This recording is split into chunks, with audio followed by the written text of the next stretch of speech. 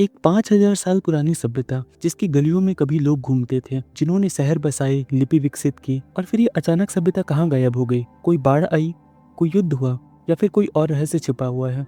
अगर जवाब चाहिए तो वीडियो पूरा देखना। और ये सोच कर भी कितना डर लगता है कि जिन गलियों में हम आज चल रहे हैं वो भी 5000 साल बाद खंडहर बन जाएगी। क्या आपने कभी सोचा है कि 4000 साल पहले जीवन कैसा था? ठीक है, दुनिया की सबसे पुरानी और रहस्यमयी सभ्यताओं में से एक समय में पीछे यात्रा करने के लिए तैयार हो जाइए। उनकी अद्भुत नगर नियोजन से लेकर उनकी रहस्यमयी लिपि तक, यह सभ्यता अपने समय से बहुत आगे थी। उनके पास शौचालय थे, सार्वजनिक स्नानागार थे। आधुनिक जीवन कैसा लगता है ना?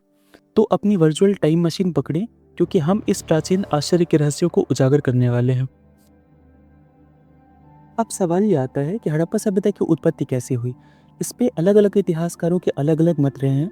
जैसे गार्डनर और फ्रीमर हड़प्पा सभ्यता के उद्भव में मेसोपोटामियाई भूमिका को महत्वपूर्ण मानते हैं।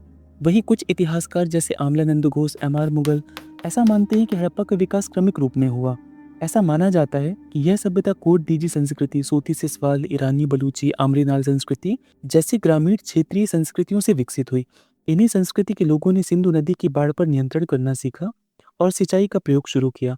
इससे तकनीक को बढ़ावा मिला, लोग पत्थर से बेहतर औजार बनाने लगे और कृषि और व्यापार का विस्तार हुआ। धीरे धीरे समाज विकसित होने लगा और यही ग्रामीण संस्कृतियां आगे चलकर हड़प्पा सभ्यता के रूप में विकसित हो गई। अब हड़प्पा का सामाजिक जीवन कैसा था? उनके रहन सहन और समाज की बनावट को कैसे समझा जा सकता है? अगर हम उनकी मूर्तियों और चित्रों को देखें तो ऐसा लगता है कि हड़प्पा का समाज निश्चित रूप से मातृ सत्तात्मक रहा होगा।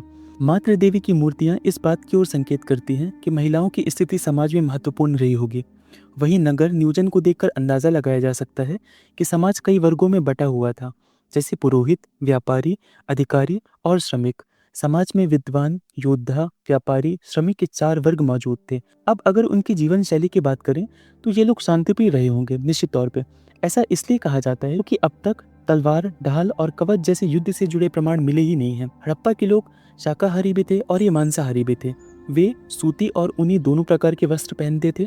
आभूषणों का इस्तेमाल न केवल महिलाएं करती थी बल्कि पुरुष भी करते थे। यानी सजने संवरने का शौक सबको था। मनोरंजन के लिए इनके पास कई साधन थे। ये नृत्य, पशुओं की लड़ाई, खेलों का आनंद लेते थे। लोथल से खेलने का बोर्ड मिला है और मोहनजोदड़ो से चतुष्कोण गोटियां भी मिली हैं, जिससे पता चलता है कि वे खेल कूद में भी रुचि रखते थे। हड़प्पा और मोहनजोदड़ो से टेराकोटा के मुखौटे भी मिले हैं, जो इस बात का संकेत देते हैं कि शायद वे नाटकों या किसी तरह के प्रदर्शन में भी रुचि रखते रहे होंगे। तो कुल मिलाकर हड़प्पा समाज एक संगठित और एक विकसित समाज था, जहां शांति, कला, संस्कृति को भी उतना ही महत्व दिया जाता था जितना व्यापार और नगर नियोजन को दिया जाता था। को पता है कि सिंधु घाटी के लोग जबरदस्त शहरी योजनाकार थे। उनके शहर ग्रिड पैटर्न पे बनाए गए थे, जहां सड़कें एक दूसरे को समकोण पर काटती थी। हर घर पक्की ईंटों से बना होता था। उसमें स्नान घर के साथ एक परिष्कृत जल निकासी व्यवस्था भी थी। हैरानी की बात यह है कि जहां मध्ययुगीन यूरोप में सीवर सिस्टम नहीं था, वहीं हड़प्पा के नगरों में यह सुविधा पहले से मौजूद थी। इन नगरों की संरचना थोड़ी अलग हो सकती थी क्योंकि वे भौगोलिक परिस्थितियों के अनुसार विकसित हुए थे, लेकिन कुछ चीजें हर जगह एक जैसी थी। जैसे नगरों का 2 भागों में बटा होना। पश्चिमी भाग में दुर्ग क्षेत्र था, जहां शासक वर्ग रहता था, जबकि पूर्वी भाग में आम लोगों का निचला शहर था। सड़कें पूरी योजना के साथ बनाई जाती थी। वे उत्तर से दक्षिण की ओर जाती थी, एक दूसरे को समकोण पर काटती थी, और मोहनजोदड़ो की सबसे चौड़ी सड़क 10 मीटर से भी अधिक चौड़ी थी और सफाई के लिए मैनहोल बनाए गए थे। यह दिखाता है कि उस समय भी नगर नियोजन और सफाई को कितना महत्व दिया जाता था। और सबसे रोचक बात जल प्रबंधन व्यवस्था थी। लगभग हर आंगन में कुएं थे और घरों से गंदे पानी की निकासी के लिए पक्की नालियां बनी थी, जो मुख्य नालियों से जुड़ती थी। हड़प्पा सभ्यता जल प्रबंधन में इतनी उन्नत थी कि उनकी तुलना यूनान तक में नहीं की जा सकती। और हाँ, जब मिस्र और मेसोपोटामिया के शासक अपने महलों को भव्य बनाने में लगे थे, तब हड़प्पा के लोग अपने नगरों को व्यवस्थित और स्वच्छ बनाने में ध्यान दे रहे थे। मोहनजोदड़ो का महान स्नानघर भी इसी बात की मिसाल है। एक विशाल जल उदक पुल, जिसका उपयोग शायद धार्मिक अनुष्ठानों और सामुदायिक आयोजनों के लिए किया जाता था। क्या आप जानते हैं कि धौलावीरा, जो सिंधु घाटी सभ्यता के प्रमुख स्थलों में से एक था, जल संचयन प्रणाली के लिए मशहूर था, और यह भारत का पहला सिंधु घाटी स्थल है जिसे यूनेस्को की विश्व धरोहर का दर्जा मिला है। अब सवाल आता है कि हड़प्पा सभ्यता की राजनीति कैसी थी? क्या वहाँ कोई राजा था या शासन किसी के हाथों में था?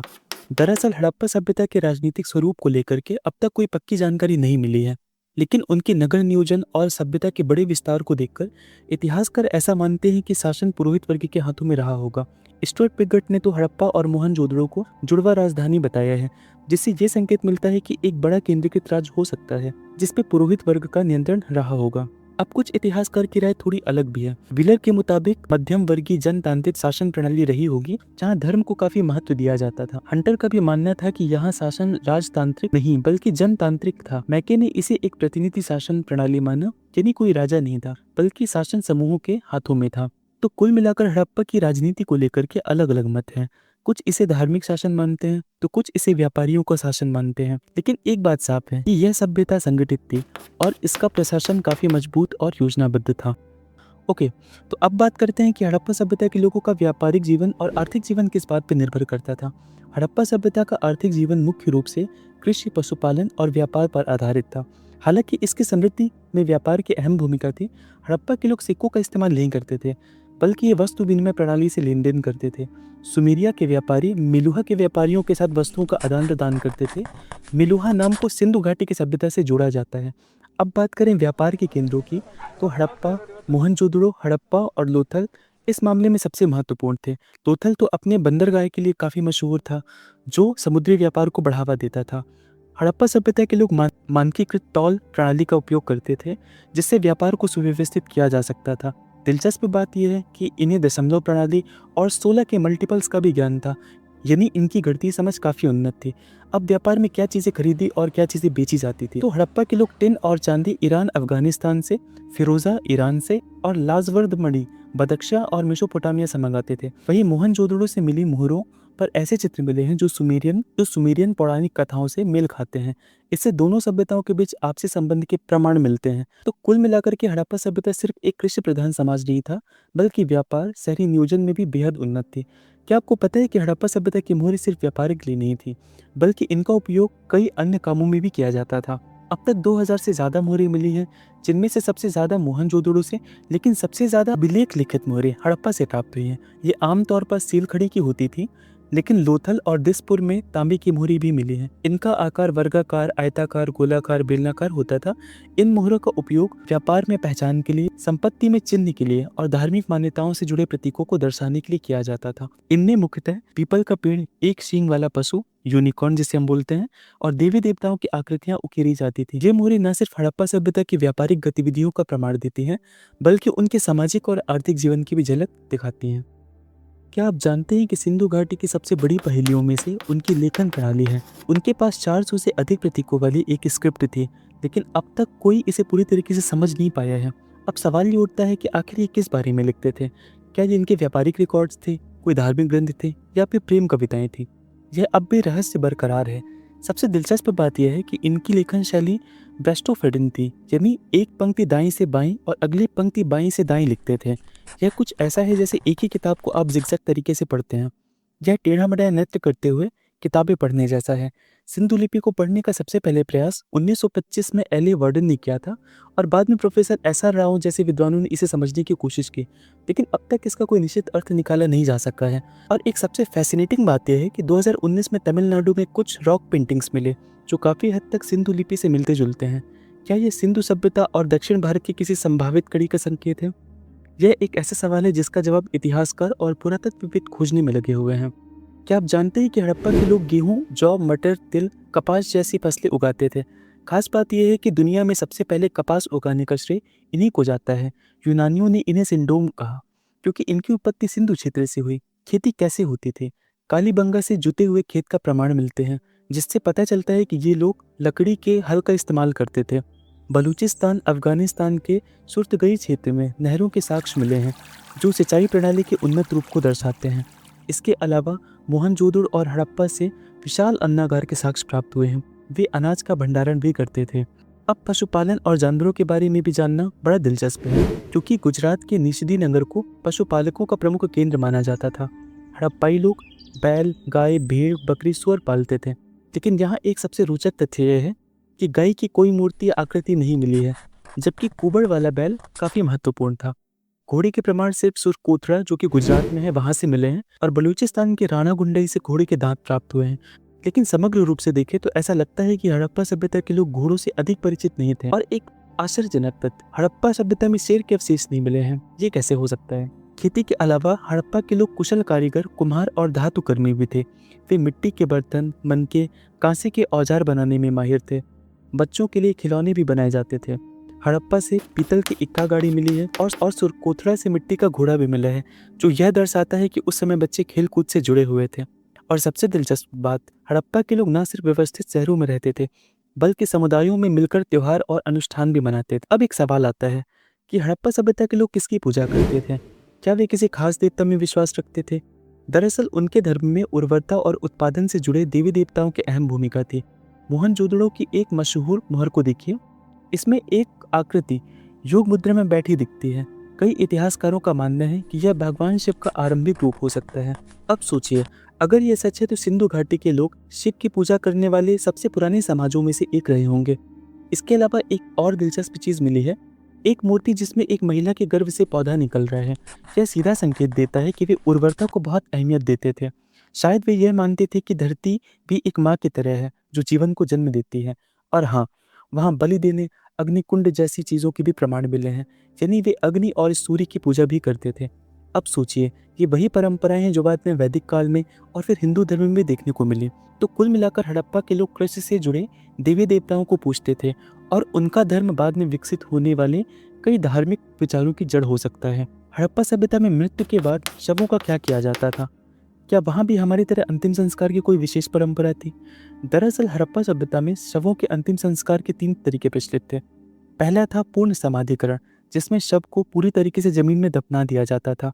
दूसरा था आंशिक समाधिकरण, जिसमें शव का कुछ हिस्सा खुला छोड़ दिया जाता था ताकि उसे पशु पक्षी खा सके और बाकी को जमीन में दफना दिया जाता था। तीसरा था दाह संस्कार, यानी शवों को जलाना। अलग अलग स्थलों से इन तीनों ही प्रकार के अंतिम संस्कार के प्रमाण मिलते हैं। हड़प्पा में मुख्य रूप से शवों को दफनाने की प्रथा थी, जबकि मोहनजोदड़ो में शव को जलाने का प्रमाण मिलते हैं।